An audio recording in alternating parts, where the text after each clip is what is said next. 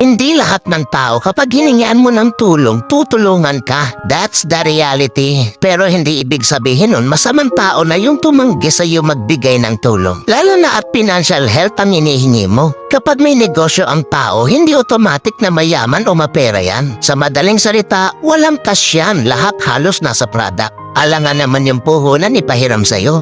Huwag po natin i-normalize yung ganyang ugali na inoobliga yung hinihingian. Kapag may naitulong, thank you. Kung wala, move on. Walang responsibilidad ang tao sa'yo. That's a fact, not unless. Lahat ng tao may problema sa mundo. Hindi mo lang alam kasi nakapokus ka sa problema mo. Kaya kapag natanggihan ka, huwag magdamdam. Intindihin mo din yung taong hinihingian mo ng tulong. At the same time, bago ka humingi ng tulong, tulungan mo din ang sarili mo. Dahil di palagi may ibang tao na tutulong sa'yo.